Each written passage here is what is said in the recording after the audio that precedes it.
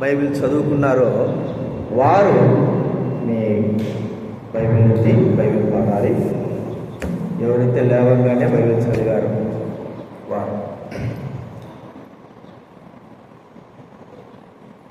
Bible చదివిన వారు ఉదయం లేవగానే బైబిల్ చదివిన వారు ఆ శ్రేష్టంబౌ గ్రంథములో ఏ చోట చూచినా ఆదరణయున్నది.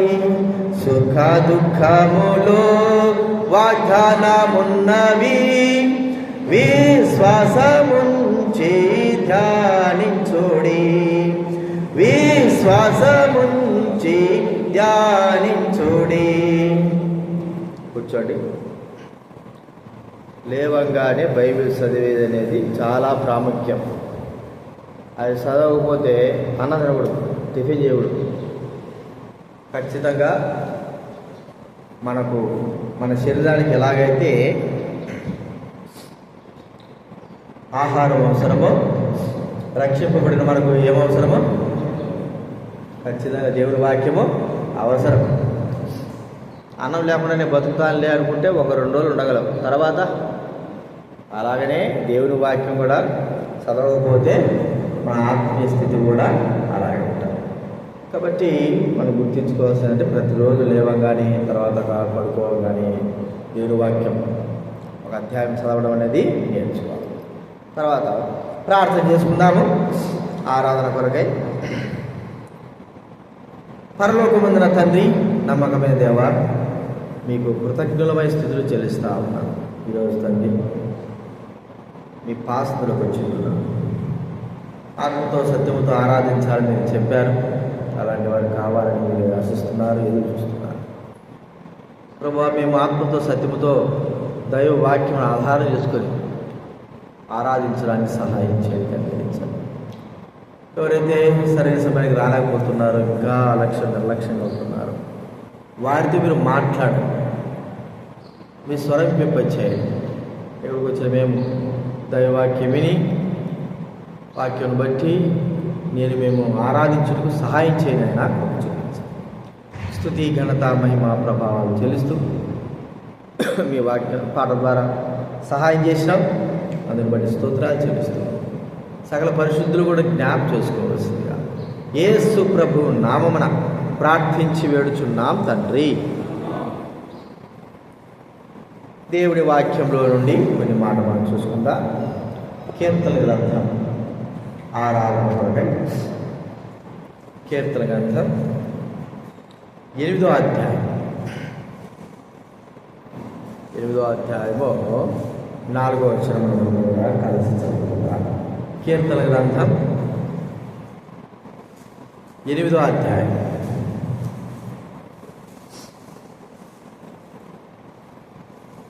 4వ వచనము మనం అందరం కూడా కలిసి చదువుకుందాం. దేవుని వాక్యం ఉన్న వాళ్ళందరూ కూడా, చదవగలిగే వారందరూ కూడా దయచేసి గట్టిగా గంభీరంగా చదువుతాం. నీవు మనుషుని జ్ఞాపకం చేసుకుంటకు వాడేపాటివాడు, నీవు నరపుత్రుని దర్శించుటకు వాడేపాటివాడు. మరోసారి అందరూ చదువుతాం, అందరూ చదవాలి. నీవు మనుష్యుని జ్ఞాపకం చేసుకుంటకు వాడేపాటివాడు, నువ్వు దర్శించుటకు వాడేపాటివాడు. ఈ లోకంలో మానవుడు సాటి మానవుడికి విలువ లేకపోతా ఉన్నాడు. మనకు తెలుసు, మనందరం మనుషులమే, మానవత్వం ఉంది అని తెలిసినప్పటికీ మనము సాటి వ్యక్తికి విలువ, మనమే విలువైనప్పుడు దేవుడు మరి మనం సూచించాడు. మనం ఎలాంటి వారమి ఇక్కడ మనకు చెప్పబడుతుంది. జ్ఞాపకం చేసుకుంటూ మనుషుడు ఏ పాటివాడు. మనుషులు దృష్టిలో ఒక మనిషి మరో వ్యక్తి దృష్టిలో తక్కువగా, నీచంగా కనబడతా ఉన్నప్పుడు, పాపం చేస్తున్నటువంటి, మట్టితో సృజింపబడినటువంటి, దేవునికి దూరమైనటువంటి అపవాదికి అపవాది యొక్క మార్గం నడిచేటువంటి మనము ఆయన దృష్టిలో ఎలాగుంటున్నాం.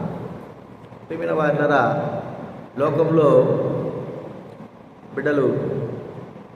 తమ బిడ్డలు ఒకవేళ వికారంగా పుట్టిండొచ్చు, లేకపోతే నల్లగా ఉండొచ్చు, అంగవైకల్యంగా ఉండొచ్చు, ఏమున్నప్పటికీ కూడా లోక దృష్టిలో అంతట్లో కూడా తమ బిడ్డలు నీచమైన వారుగా కనబడినప్పటికీ తల్లికి తండ్రికి మాత్రము తమ పిల్లలు ఎలా కనబడతారు? యోగ్యమైన వారుగానే కనబడతారు. కాబట్టి లోకమంతా కూడా ద్వేషించి, లోకమంతా కూడా మరి తమ బిడ్డల విషయమై తక్కువ చూపు చూస్తున్నప్పటికీ తమ తల్లిదండ్రులు మాత్రము, తల్లి కానీ తండ్రి కానీ తమ బిడ్డల విషయమై మరి వారు తక్కువ చూపు చూడరు. యోగ్యంగా వారి విషయంలో అత్యధికంగా ఎంతో ఉన్నత స్థానంలో ఆలోచించేవారుగా ఉంటారు. కాబట్టి మనం ఇక్కడ చూస్తుంటున్న మనుష్యులు ఒక మనిషిని ఎలాగా విలువిస్తున్నారు, ఎలాగా ఆ వ్యక్తి విలువ కడుతున్నారు, ఎలాగా ఆ వ్యక్తి విలువ చేస్తున్నాడు. అయితే అదే దేవుడు మానవుడు సృష్టించిన దేవుడు ఏ తక్కువ స్థాయిలోకి మానవుడు వెళ్ళాడో ఆ స్థాయిలో నుంచి దేవుడు ఆ వ్యక్తిని తన దృష్టిలో గొప్ప స్థానంలోకి తీసుకురావడం చూస్తాం. ఇది మనం గమనిస్తే భౌతిక సంబంధంగా ఒక వ్యక్తి ఎలాంటి తగ్గు స్థితిలోకి, నీచమైన స్థితిలోకి వెళ్ళిపోయాడో అదే భౌతిక సంబంధంగా దేవుడు ఆ వ్యక్తిని అత్యధికంగా ఆశ్రయించి ఉన్నత స్థానంలో నిలబెట్టే విధంగా చూస్తున్నాం. అయితే మన స్థితి, ఆత్మీయ స్థితి ఏ స్థితిలో ఉందో దానిని బట్టి కాకుండా మనల్ని ఉన్నత స్థితిలోకి తీసుకొచ్చిన దేవుని మనము ఆరాధించాలి. కొంతమందిని మనం చూద్దాం, వారు ఏ స్థితిలో ఉన్నారు, వారిని మరి ఇతరులు ఎలాగా వారిని నిర్దేశించారు, ఎలాగ వారిని నీచంగా చూస్తున్నారు, అయితే దేవుడు వారిని ఎలాగ హెచ్చించాడు అనేది మనం చూడాలి. చూడండి, ఆదికాండము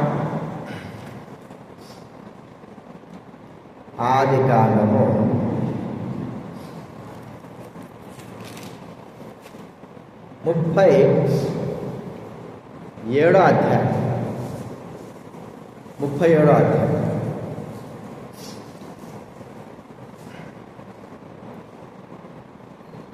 4వ వచనం దయచేసి చదవండి ఎవరైనా.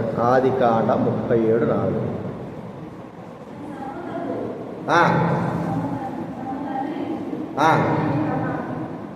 తమ తండ్రి అతనిని తమ అందరికంటే ఎక్కువగా ప్రేమించడం చూసినప్పుడు వారు అతని మీద పగబట్టి అతని క్షేమ సమాచారం అడగలేకపోయారు. ఇక్కడ యోసేపు గురించి మనం చూస్తాం. యోసేపు ఎవరు కుమారుడు? యాకోబు కుమారుడు. యోసేపు యాకోబు. కాబట్టి యాకోబు కుమారుడు యోసేపు చివరివాడు.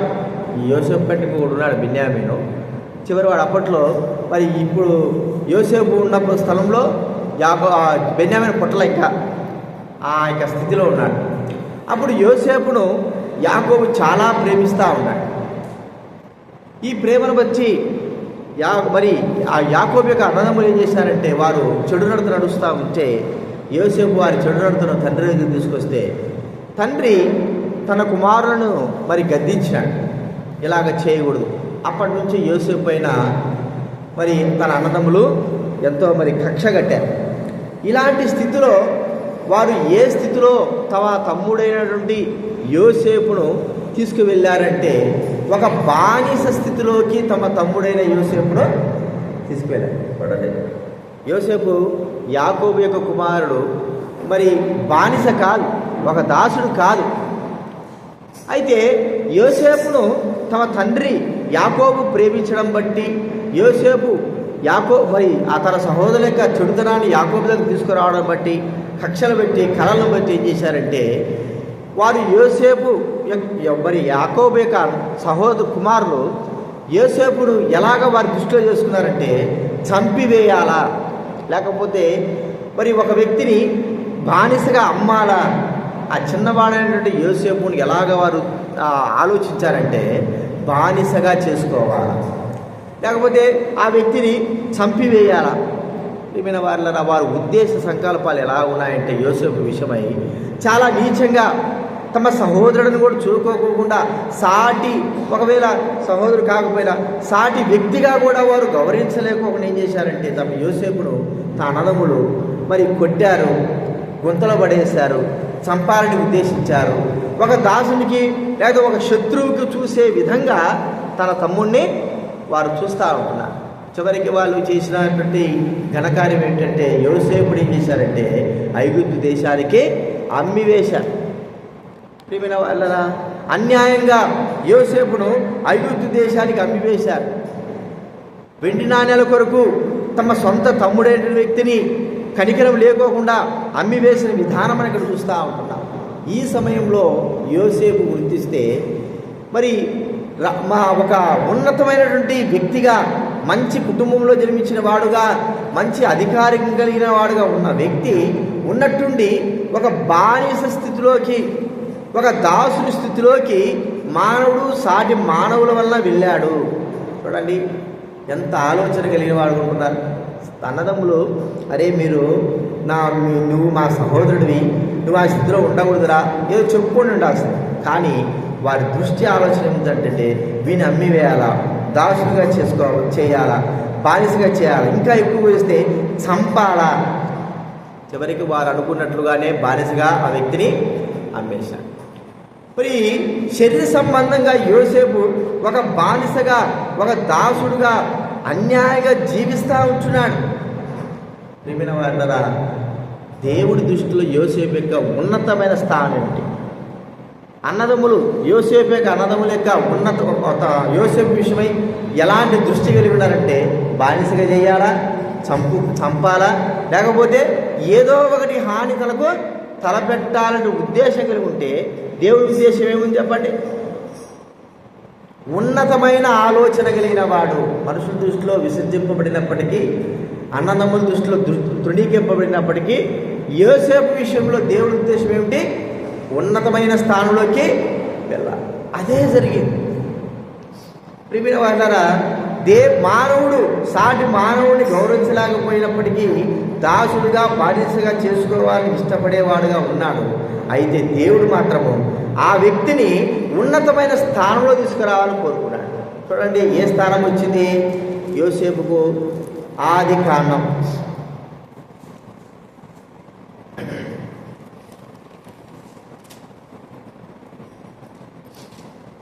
41వ అధ్యాయం.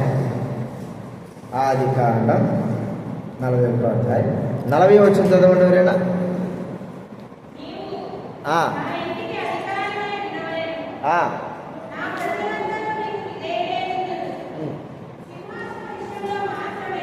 సింహాసన విషయంలో మాత్రమే యోసేపుతో చెప్పెను. మరియు ఫరో చూడుము, ఐగుప్తు దేశమంతటి మీద నిన్ను నియమించి ఉన్నానని యోసేపుతో చెప్పెను. ఐగుప్తు దేశమంతా ఏం చేశాడండి? 43వ చివరిలో ఐగుప్తు దేశమంతటి మీద అతన్ని నియమించెను. ఒక అధికారిగా, ఒక ఉన్నతమైన స్థానం కలిగిన వాడుగా, ఒక ఉన్నతమైనటువంటి వ్యక్తిగా దేవుడి దృష్టిలో యోసేపు ఉన్నాడు. మానవుల దృష్టిలో యోసేపు ఏ స్థితిలో ఉన్నాడు చెప్పండి? బానిసగా, ఒక చంపబడే వ్యక్తిగా, అమ్మబడే వ్యక్తిగా, మరి తృణీకరింపబడిన వ్యక్తిగా మానవ దృష్టిలో ఉంటే, దేవుడి దృష్టిలో ఎలా ఉన్నాడు యోసేపు? ఉన్నతమైన స్థానము, ఐగుప్తు దేశమంతటికి పైకి రాజు తర్వాత అధికారం కలిగిన వాడుగా. ప్రియమైన వారులరా, ఈ స్థితియే దేవుడు మన ఎడల ఆత్మీయంగా కలిగి ఉన్నాడు. మనం ఆలోచిస్తే సాతానుడు మనల్ని ఏం చేయాలనుకుంటాడంటే చంపేయాలా, నాశనం చేయాలా, లేకపోతే వీళ్ళు దేవుడి యొక్క సృష్టిలో సృజింపబడ్డారు, దేవుడి స్వరూపం సృజింపబడ్డారు కాబట్టి వీళ్ళు నాశనం చేయాలని సాతానికి ఆలోచన. అయితే దేవుడికి ఆలోచన మన దృష్టిలో ఏముంది? ఉన్నత స్థితి, అపవాదికి నియమించిన స్థితి కంటే అత్యున్నతమైన స్థితి. మొదటిగా అపవాది పేరేంటి చెప్పండి? బైబిల్ ప్రకారం అపవాది పేరేంటి చెప్పండి? అపవాది పేరేంటి? లూసిఫర్. ఏంటి? లూసిఫర్ తర్వాత నుంచి అపవాది, ఘట సర్పము, ఇంకా సాతాన్, ఎన్ని అర్థమైందా? అసలైన పేరు ఏంటంటే లూసిఫర్ ఉన్నత స్థానం ఏమిటి అని బైబిల్ గ్రంథంలో మనం ఆలోచిస్తే, దేవదూతల కంటే ఉన్నతమైన స్థానం కలిగిన వాడు, దేవుని కంటే తక్కువ స్థానం కలిగిన వాడు, దేవదూతల కంటే గొప్పవాడుగా నియమించబడ్డాడు. అయితే వాళ్ళు ఒక దురుద్దేశం పుట్టింది. ఏంటంటే నేను దేవునితో సమానంగా ఉండాలా. ఎప్పుడైతే ఆ దురుద్దేశం పుట్టిందో వెంటనే దేవుడు భూమిపై ఆ వ్యక్తిని వాడిని త్రోసివేశాడు. ఇప్పుడు ఆ సాతాను త్రోసివేసి మానవులను సృజించి తన స్వరూపంలో సృజించి మానవులైన వ్యక్తిని సాతాను యొక్క స్థానంలో, అంటే గొప్ప స్థానంలో మానవులు ఉంచడానికి ఉద్దేశం. ఇప్పుడు సాతాను ఏం చేస్తున్నాడు? తన స్థానంలో మానవులు వెళ్ళకూడదని ఈ లోకంలో సాతాను ఏం చేస్తున్నాడు? అనేకమైన పాపాలు జరిగించి మానవుల్ని నష్టపెట్టి ఎన్నో విధాలుగా, మరి నాకు లేని గౌరవము ఈ మట్టివారైన వ్యక్తులకి ఎందుకు కదండి? నాకు లేని గౌరవం, సాతానుకు గౌరవం ఉందా దేవుని దగ్గర? లేదు. అయితే మట్టితో సృజింపబడిన మనకు దేవుడు సాతాను వంటి అత్యధికమైనటువంటి అధికారము ఇచ్చింటాడు, స్థానంలో ఇచ్చాడు. కాబట్టి ప్రియమైన వారలారా, దేవుని దృష్టిలో ఎంత స్థానంలో ఉన్నాము మనం అంటే గొప్ప స్థానంలో ఉన్నాము. సాతాను దృష్టిలో మనల్ని ఏం చేయాలనుకుంటున్నాడు? యోసేపు అన్నదమ్ములు యోసేపుడు ఏం చేయాలనుకున్నారు? చంపాలనుకున్నారు, దాసునిగా బానిసగా అమ్మాలనుకున్నారు. ఇంకా ఎన్నో విషయాలు ఆలోచిస్తూ వచ్చారు. కానీ దేవుని దృష్టిలో ఎట్లుందని చెప్పండి? తాను ఒక దేశానికి అధికారి చేయబడిన వాడుగా ఉన్నాడు. ఆత్మీయంగా చూసుకుంటే సాతాను మనల్ని నశింపజేయాలని, నష్టపరచాలని, మనము దేవునికి దూరమైపోవాలని, బానిసలుగా తనకు బానిసలుగా ఉండాలని, దాసులుగా ఉండాలని కోరుకుంటే దేవుడు మాత్రము సాతానుకు మించినటువంటి స్థానాన్ని పరలోకంలో మనకు అనుగ్రహించే మన యొక్క స్థానాన్ని దేవుడు హెచ్చింపజేశాడని మనం గుర్తించుకోవాలి. కాబట్టి గుర్తించుకుందాం. మొట్టమొదటి చూస్తూ ఉంటే దేవుని దృష్టిలో మన యొక్క విలువ ఎలా ఉందంటే అపవాది కంటే గొప్ప స్థానంలో మనం ఉంచాలని ప్రభువు కోరుకున్నాడు. ఆ స్థానంలోనే మనల్ని ఉంచాడు అనేది ఇది మనం గుర్తించుకోవాలి మొట్టమొదటి. రెండోది మనం చూస్తూ ఉంటే యోసేపు విషయంలో చూసాం కదా మొట్టమొదటి. రెండోది మనం చూస్తూ ఉంటే దావీదు, 2వ సమూయేలు గ్రంథం 7వ అధ్యాయం. 2వ సమూయేలు గ్రంథం 7వ అధ్యాయం. 7వ అధ్యాయము 8వ వచనం చదవంటారేనా? కాబట్టి ఇలా చెప్పుము, నీకు సెలవిచ్చింది ఏమనగా తీసి అధిపతిగా నియమించితిని. చాలు. ఇక్కడ చూడండి, ఇక్కడ దావీదు గురించి ప్రభు చెప్పిన మాట.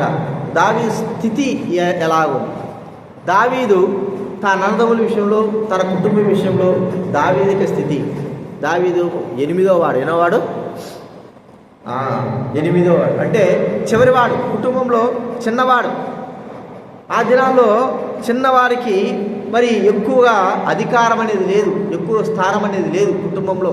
పెద్ద కుమారుడికే ఆ స్థానం, తండ్రి తర్వాత స్థానం. చిన్నవాడికి అంత స్థానం లేదు, అంత పట్టించుకోరు. అందుకే ఏం చేశారు? దావీదును తన తల్లిదండ్రులైన వారు, తన అన్నదమ్ములైన వారు తమ చిన్న గొర్రెల కాపరిగా తమల్ని ఉంచుతూ వచ్చారు. అంటే ఆ స్థానంలో దావీదు యొక్క స్థితి ఉంది. వాళ్ళ అన్నల స్థానం ఎక్కడుంది చెప్పండి? వాళ్ళ అన్నల స్థానం ఎక్కడుంది? దావీదు యొక్క అన్నల స్థానం ఎక్కడుంది? రాజ్యంలోకి యుద్ధానికి వెళ్ళేవారుగా చూస్తూ ఉంటున్నాం. 1 సమూయేలు 17వ అధ్యాయంలో గొల్యాతు సంభవం వరకు వాళ్ళ అన్నదమ్ములు యెషయా యొక్క కుమారులు ఎక్కడున్నారు? యుద్ధ భూమిలో ఉన్నారు. వాళ్ళు ఒక గొప్ప స్థానం. యుద్ధ భూమిలో రాజుతో పాటి యుద్ధానికి వెళ్ళే స్థానము గొప్ప స్థానం. అయితే ఇక మరి వారి అన్నదమ్ములు ఏం చేశారంటే చిన్నవాడైనటువంటి దావీదును గొర్రెల కాపరిగా, చిన్న గొర్రెల మందని మేపేట వ్యక్తిగా, ఇది చాలే నీవు జన్మించినందుకు, కుటుంబంలో చివరివాడికి జన్మించినందుకు నీ స్థానం ఇదే, కనిష్ఠుడు కాబట్టి నువ్వు ఇక్కడే ఉండాలి అనే విధంగా తండ్రి కావచ్చు, లేకపోతే అన్నదమ్ములు కావచ్చు, అతని యొక్క స్థానాన్ని చాలా తక్కువగా చేశారు. ప్రియమైన వాళ్ళ దృష్టిలో దావీదు చిన్నవాడుగా ఉండొచ్చేమో కానీ దేవుని దృష్టిలో ఎలా ఉన్నాడండి? గొప్ప ఉన్నతమైన స్థితి కలిగిన వాడుగా ఉన్నాడు. బైబిల్ గ్రంథం ఏం చెప్తా ఉంది? సౌలును నియమించిన తర్వాత సౌలు దేవుని మాట వినకపోయేసరికి దేవుడు సమూయేలు చెప్తున్నాడు, నువ్వు వెళ్ళు, బెత్లెహేం వెళ్ళు, బెత్లెహేంలో యెషై కుమారులు ఉంటారు, యెషై కుమారులు నేను ఎవరినైతే చెప్తానో ఆ వ్యక్తిని నువ్వు అభిషేకించాలా అన్నాడు. కాబట్టి మరి సమూయేలు వెళ్ళాడు, యెషై దగ్గరికి బలర్పించినాడు. నీ కుమారుడు పిలిచి నేను మాట్లాడాలా అన్నాడు. కుమారులు ఒక్కొక్కడు వచ్చాడు, పెద్దవాడు ఏలియాబు వచ్చాడు, ఇంకా కొంతమంది వచ్చారు, అందరూ వచ్చారు. కానీ దేవుడు ఎవరిని కూడా అక్కడ అంగీకరించలేదు రాజుగా నియమించడానికి. ఉన్నతమైన ఇశ్రాయేలు స్థానంలో ఇశ్రాయేలందరూ ఏలడానికి కొరకే రాజుగా ఉండడానికి తన అన్నదమ్ములు మరి శరీర సంబంధంగా భౌతికంగా బాగా గట్టిగా దృఢంగా ఉన్నారు. కానీ దేవుని దృష్టిలో వారు ఎంత మాత్రము కూడా గొప్పవారు కాలేదు. కానీ ఎవరు గొప్పవారుగా చేశారు చెప్పండి? ఎవరు గొప్పవాడుగా అయినాడు? దావీదు కదా, దావీదుని ఏర్పరచుకున్నాడు. కాబట్టి దావీదు వస్తాడు, ఇదో అయితే నేను ఏర్పరచుకున్నవాడు. కానీ తన అన్నదమ్ముల దృష్టిలో, తన తల్లిదండ్రుల దృష్టిలో ఎలాగున్నాడు దావీదు? గొర్రెలు కాసేటువంటి వ్యక్తిగా నియమింపబడ్డాడు. ప్రియమైన వాళ్ళరా, రాజు స్థానంలోకి దావీదును దేవుడు తీసుకువెళ్ళాడు. మన స్థానం ఎలాంటిది? ఆత్మీయంగా ఆలోచిస్తే మన స్థానము ఇశ్రాయేలు ప్రజల మధ్య మరి ఎఫెసీ పత్రిక 2వ అధ్యాయంలో మన స్థానం ఎలాంటిది ఇక్కడ మనకు చెప్పబడతా ఉంది. చూడండి, ఎఫెసీ పత్రిక 2వ అధ్యాయం 2వ అధ్యాయము 11-12 చదవండి ఎవరైనా.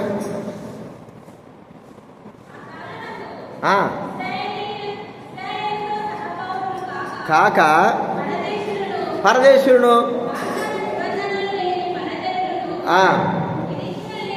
నిరీక్షణ లేని వారును ఉండి,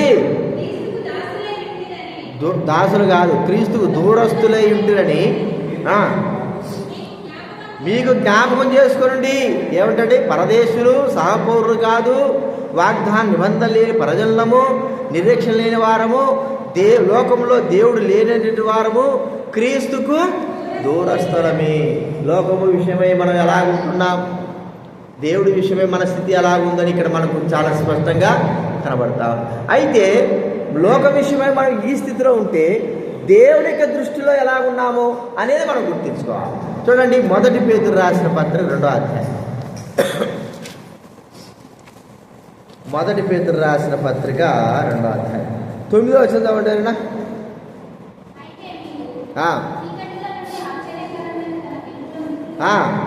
మిమ్మల్ని పిలిచిన వాని గుణాతిశ ప్రచురించే నిమిత్తము ఏర్పరచబడిన వంశము, రాజులైన యాజక సమూహము, పరిశుద్ధ జనము, దేవుని సొత్తైన ఏమంటాడు ఇక్కడ? ఏర్పరచబడిన వంశం, రాజులైన యాజక సమూహము. మనము దీనికి అనుకూలమా? మనలందరూ కూడా ఒక దినాన దేవునితో క్రీస్తుతో పాటి ఏలేటువంటి ఆధిక్యత మనకు అనుగ్రహింపబడుతుంది. ప్రభు వస్తాడు, 2000 సంవత్సరాలు ఈ భూమి వెళ్తాడు. మనమందరం కూడా అధికారంగా ఈ భూలోకాన్ని, క్రీస్తు మన పైన అధికారి అయితే మనమందరం కూడా ఆయన కింద ఉండి రాజ్య పరిపాలన మనము చేయవలసింది. ఎన్ని సంవత్సరాలండి? ఎన్ని సంవత్సరాలు? 1000 సంవత్సరాలు కదా, 2000 కాదు, 1000 సంవత్సరాలు. 1000 సంవత్సరాలు పాలించాలి. 1000 సంవత్సరాలు ఈ భూమిపైనే, ఈ స్థలంలోనే, ఈ భూమిపైనే మన హెడ్ క్వార్టర్ ఏంది? ఇప్పుడు మన హెడ్ క్వార్టర్ ఏంది చెప్పండి? మన హెడ్ క్వార్టర్ ఏంది? ఇది ఫిబ్రవరి. అప్పుడు మన హెడ్ క్వార్టర్ ఏది? పరలోకం కాదు, యెరూషలేం. యెరూషలేంలో యేసుప్రభువు వారు రాజుగా సింహాసనం మీద కూర్చొని 1000 సంవత్సరాలు ఏం చేస్తాడు? ఆ సమయం వస్తుంది. అప్పుడు మనము ఈ భూ ప్రపంచం అంతటా అక్కడక్కడ ఉన్న వాళ్ళందరూ కూడా ఒక్కొక్క అధికారులకు మనము పాలివ్వబడం. ఏ స్థానంలో నుంచి దేవుడు మనం ఏ స్థానంలో తీసుకొచ్చాడు, ఇప్పుడు ఆయన దృష్టిలో మనకి ఎలాంటి స్థానం ఉంది కదండి. దావీదు యొక్క అన్నదమ్ములు తమ దావీదు పైన దృష్టి ఏ స్థానంలో ఉంది అనేది ఆలోచిస్తే, వీడెప్పుడు చిన్నవాడు కాబట్టి గొర్రెలు కాసుకుంటానే అక్కడక్కడక్కడ కొండలు గుంటలు తిరుగుతూ ఉండాల్సింది. వీరికి అంత స్థానం ఏమీ కుటుంబంలో లేదు. ఎందుకంటే పెద్దవాడు ఏలియా ఉన్నాడు, కుటుంబాన్ని నడిపించేవాడు. తన తర్వాత ఇంకోటి ఉన్నాడు. ఇట్లా 7 మంది ఉన్నారు. తర్వాత చివరోడు వీడేం చేస్తాడు అనే తండ్రి కూడా అదే ఉద్దేశం. అప్పటి కాలంలో అలాంటి ఉద్దేశాలే. కానీ దేవుని ఉద్దేశం అంటే ఇశ్రాయేల్ అందరూ కూడా పరిపాలించేవాడు తృణీకరింపబడినటువంటి ఈ వ్యక్తే రాజుగా చేశాడు. ప్రియమైన వాళ్ళరా, ఈ దినాన మనం తృణీకరింపబడిన వారు మనం లెక్కలేని వారు ఒక దినాన ఇప్పుడు మనం ఏమైపోయినట్టే రాజులైన యాజక సమూహముగా చేయబడతాము.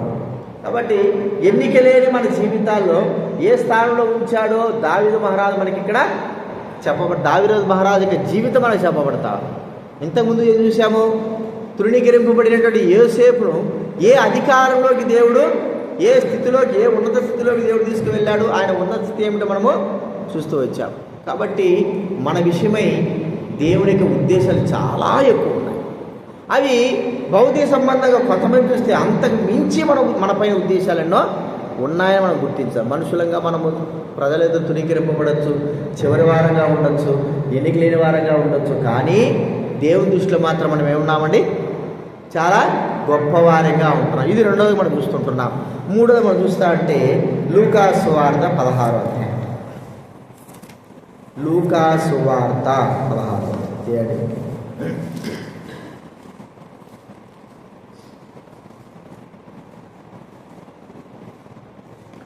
22 చదవండి.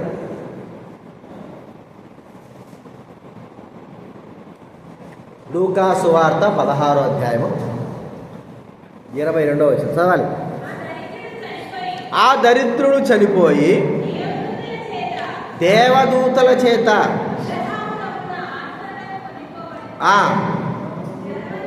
ధనవంతుడు కూడా చనిపోయి పాతిపోయాడు. ఇక్కడ ఈ యొక్క దరిద్రుడి పేరేం పేరు చెప్పాలి? దరిద్రుడి పేరేం పేరు?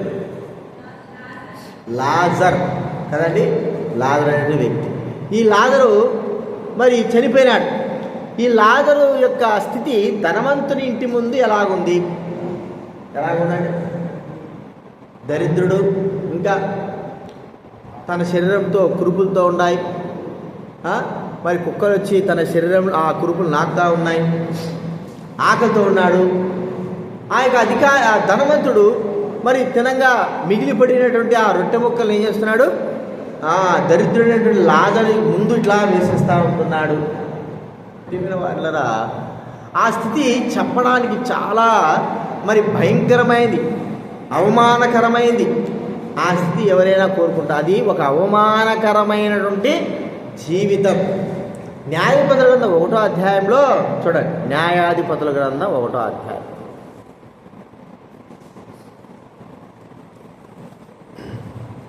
తీయాలా, బైబిల్ తీయాలా? బైబిల్ లేని వాళ్ళు చాలామంది ఉన్నారు. కనీసం బైబిల్ తీయండి, దేవుడికి విలువేయండి. దేవుడికి విలువిస్తే మీకు ఇస్తాడు విలువ, లేకపోతే అంతే. 1వ అధ్యాయం 7వ వచనం చదవండి ఎవరైనా. 6-7 న్యాయాధిపతుల గ్రంథం 1వ అధ్యాయము 6వ వచనం 7వ వచనం చదవాలి.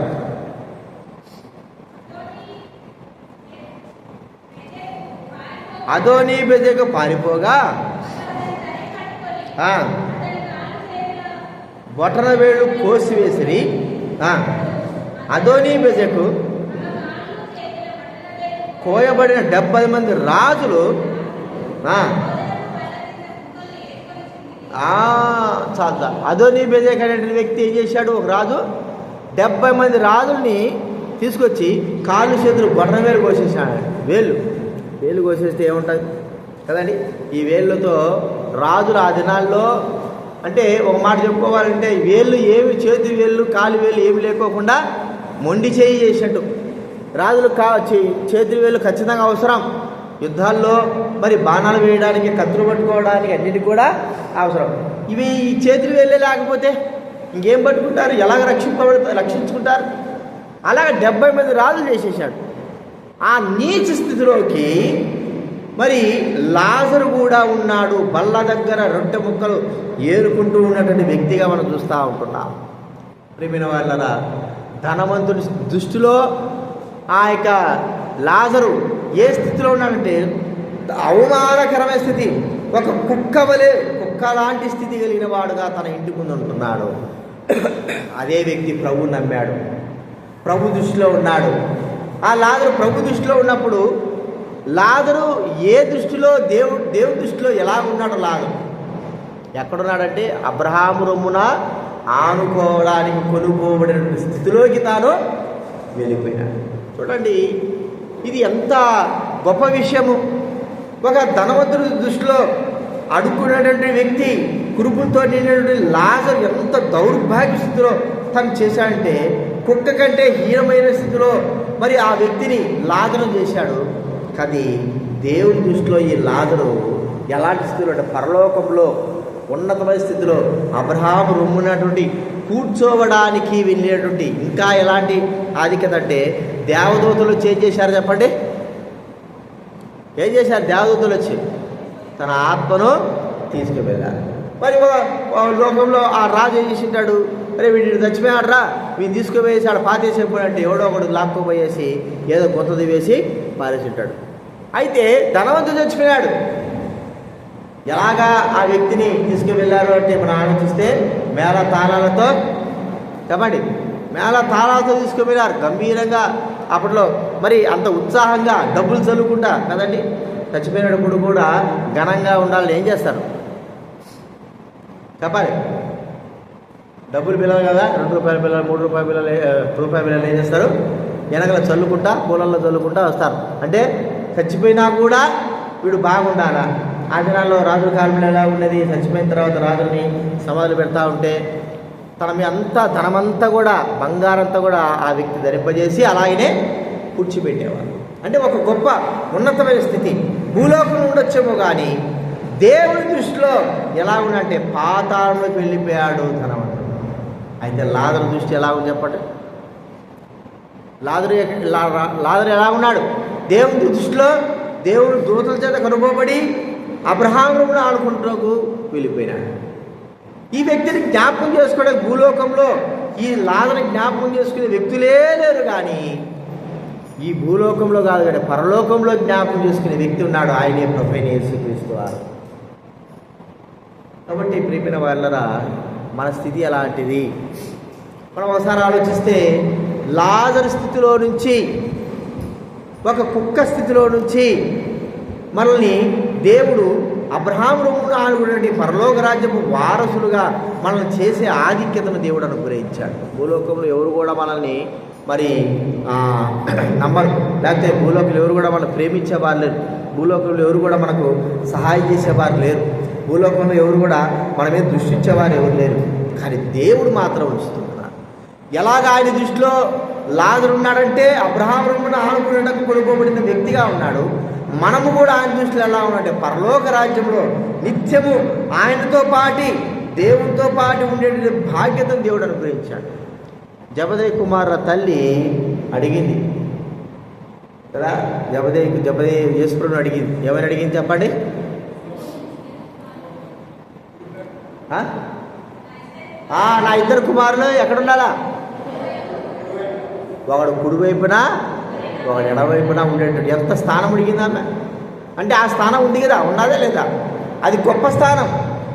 ఆ స్థానమే ఎవరికి అనుగ్రహింపబడింది? లాజరుకు, అబ్రహాము రొమ్మున. చూడండి, ఇప్పుడు మనకే స్థానం ఉంది? అదే స్థానము తండ్రి ప్రభువైన యేసుక్రీస్తు వారు మనతో పాటు సదాకాలం ఉండే బాధ్యత. ప్రకటన గ్రంథం 3వ అధ్యాయం చూస్తే, నా సింహాసనం మీద కూర్చుండబెట్టేదను. ఎఫెసీ పత్రిక చూస్తే, నా సింహాసనం మీద కూర్చుండేదను. దేవుని సింహాసనం పైన ఏం చేస్తాం మనం చెప్పండి? కూర్చుంటాం. ప్రియమైన వారులారా, ఈ స్థాయి యొక్క దృష్టి ఎవరికి ఉంది? దేవుడికి ఉంది. మనం ఎక్కడ ఉండాలి? సింహాసనానికి స్థితి.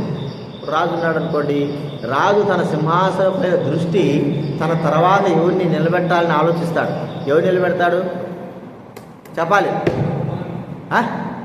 పక్కన నిలబెడతాడా? వాడి మీద దీని మీద సహస్రాపతి చూపిస్తాడా? చెప్పండి. తన కుమారుడు కదండి, ఇంక వేరేవాడు ఎవడైనా. అందుకే సౌలు గురించి ఈ మాట రాదు. సౌలు దావీదును తరుగుతా అన్నాడు. దావీదు తర్వాత రాజు అవుతాడు సౌలు తెలిసిపోయింది. కానీ వాడిని చంపితే కానీ నా కొడుకు సింహాసనం మీద కూర్చోడు. అర్థమైందా? యోనాతాను అంటాడు, మరి వాడు సస్తేనేరా నువ్వు సింహాసనం మీద కూర్చుంటావు అంటే తండ్రి యొక్క దృష్టి ఎక్కడుంది? తన కుమారుని పైనే అంటే వేరే వాళ్ళపైన. అలాగే దేవుని యొక్క దృష్టి ఎవరి మీద ఉంది? ఆయన బిడలమైన మనపైనే ఉంది.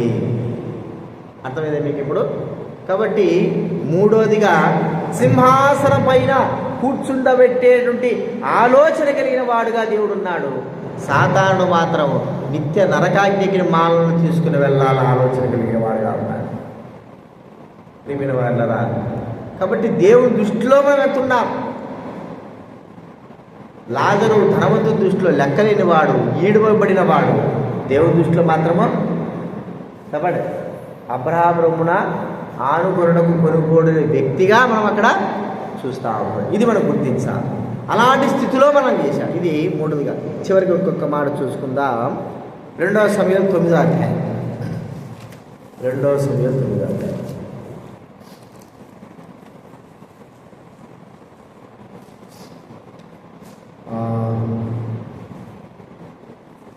ఏడు 8 చదవండి ఎవరైనా. 2 సమూయేలు 9వ అధ్యాయం 7.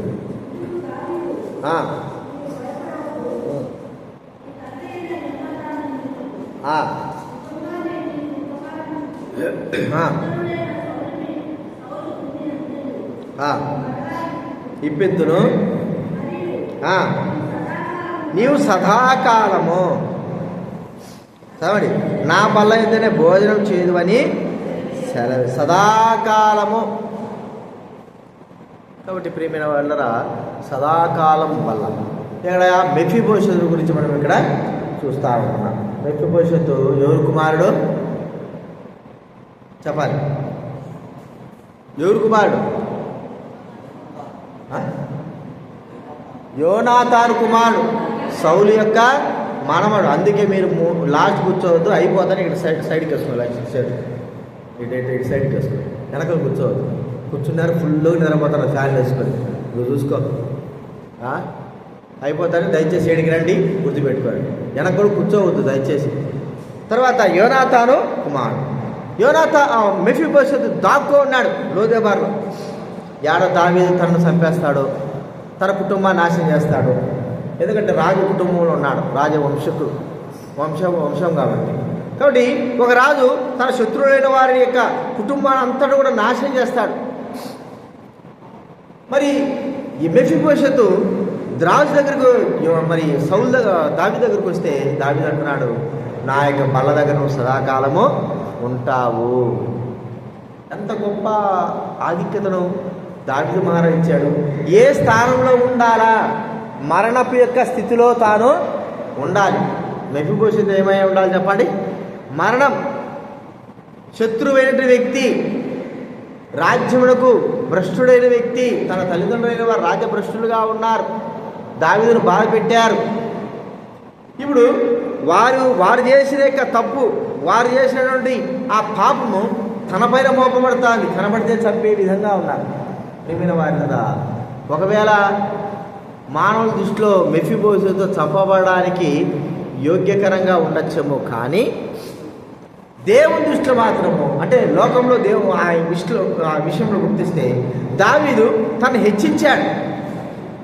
మనల్ని విషయంలో గుర్తిస్తే మరణానికి అర్హులమైన మనం, మరణపు అర్హత కలిగినటువంటి వారమైన మనల్ని దేవుడు గొప్పవారుగా చేసిన విధంగా చూస్తుంటాం. మరణానికి మనకు దూరం చేశాడు. చంపబడాల, మరణించాల, దూరమైపోవాల, దేవుడికి బహుగా దూరంగా ఉండాల, అలాంటి వారం.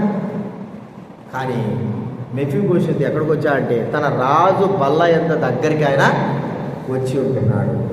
సదాకాలము బల్ల దగ్గర భోజనం చేస్తుంటున్నాడు. మరి వేరే రాజు అయితే ఖచ్చితంగా మెఫీబోషెతు చంపేవారు, తన కుటుంబాన్ని నాశనం చేసేవారు, మరణానికి అప్పచెప్పేవారు. కానీ దావీదు మహారాజు అలా ఇచ్చాడు. మన విషయంలో కూడా అదే. సాధారణ మనం ఏం చేయాలనుకుంటున్నాడు చెప్పండి? చంపాలా, నాశనం చేయాలా, నశించిపోవాలా. నేను బాగుపడకపోయినా పర్వాలేదు, వాళ్ళు మాత్రం బాగుపడకూడదు. నన్నేమో దేవుడు పైలోకి వచ్చి భూలోకి దోసి పారేశాడు, వీళ్ళు కూడా ఎందుకు, వీళ్ళు కూడా అక్కడికి పోకూడదు, వీళ్ళు కూడా నశించిపోవాలా, నాశనమైపోవాలా. ప్రియమైన వాళ్ళరా, నశించి నాశనమైపోవాలనుకున్న మనల్నే దేవుడు తన పరలోక రాజ్యానికి వారసులుగా చేసి ఉంటున్నాడు. తన సమస్తంలో మనకు వారసత్వము అనుగ్రహించిన వాడుగా చూస్తూ ఉంటున్నాం. కాబట్టి గుర్తించుకుందాం మన జీవితంలో ఈ 4 విషయాలు. లోకంలో ఎన్నిక లేని వారం, నరమాత్రులం, తృణీకరింపబడిన వారమైన మనల్ని దేవుడు ఏం చేస్తున్నాడంటే ఎన్నిక కలిగిన వారుగా చేయడము. యోసేపు విషయం చూసాం, దావీదు విషయం చూస్తే వచ్చాం, మరి లాజరు విషయం చూస్తూ వచ్చాము, మెఫీబోషెతు విషయం కూడా. వీరందరూ కూడా లోకంలో ఎలా ఉన్నారు? తృణీకరింపబడిన వారు, లోకంలో నశింపజేయబడేటువంటి వారు స్థాయిలో ఉన్నారు. అయితే దేవుడి దృష్టిలో వాళ్ళు ఎలా ఉన్నారు? గొప్పగా వారిని చేస్తూ వచ్చాడు. ఆత్మీయ స్థితిలో కూడా అంతే. సాతాను మనం అందరూ కూడా నాశింపజేయాలనుకుంటే ఆయన దృష్టిలో మనం ఉన్నతమైన స్థానం, వాడు అనుకున్న దానికంటే అత్యధికమైన స్థానం. ఒక మాట చెప్పుకోవాలంటే దేవుడి యొక్క సింహాసనం పైన సాతానుకు లేదు, కానీ ఆ అధికారం మనకు మాత్రం దేవుడు అనుగ్రహించుకున్నాడు. అంతేనండి. దేవుడి సింహాసనం పైన అధికారము, కూర్చుండే అధికారం ఎవరుకుంది? కుమారుడైన యేసుక్రీస్తు వారికి మాత్రమే అది. ఆ కుమారుడు తన సింహాసనం పైన మనల్ని ఏం చేస్తున్నాడు? కూర్చుండబెట్టి. ఇంకెంత పెద్ద సింహాసనం చూడండి, అది పెద్ద సింహాసనం. వేల మంది, కోట్ల మంది కూడా ఆ సింహాసనం పైన కూర్చోవచ్చు. ఆ అధికారం ఎవరు కావాలని కోరుకున్నాడు? లూసిఫర్, సైతాను. కానీ వాడికి ఇవ్వాల. మట్టి వారమైన మనకు, అంటే మన మీద ఆయన దృష్టి ఎలా ఉందో ఒకసారి గుర్తించుకోవడం. కాబట్టి ఈ విషయాలు గుర్తుపెట్టుకుందాం. మన కొరకే ఈ లోకంలోకి ఆయన వచ్చాడు, మనల్ని సంపాదించుకోవడానికి కొరకై, రాజులుగా యాజకులుగా చేయడానికి కొరకై, పాపం నుంచి సాతాను విడిపించడానికి కొరకై తన ప్రాణాన్ని మనకు బలిగా అర్పణగా చేశాడు. కాబట్టి గుర్తించుకొని మనము ప్రభువును స్తుతించాలి. ప్రభు నేనే పాడువాడు, లోకాన్ని నీచుడు, తృణీకింపబడినవాడు, మరణానికి అర్హత కలిగిన వాడు, దూరస్తుడు, శత్రువుని, సాతాను మరి ఆ స్థానంలో ఉండకోకుండా చేసేటువంటి వాడుగా ఉన్నాను. అయితే ఇప్పుడు నీ కుమారుడు పంపి నాకు ఎంత గొప్ప స్థానం ఇచ్చావంటే అంత గొప్ప స్థానం నాకు ఇచ్చావు. దానిని బట్టి నేను ప్రభువును స్తుతిస్తున్నా ప్రభా. నన్ను ఒక విలువైన వాడిగా చేసినందుకు నిన్ను స్తుతిస్తున్నాను. మనం గుర్తించుకుందాం. ఆరాధనలో మనము ప్రవేశిద్దాం. లేచినప్పుడు మనం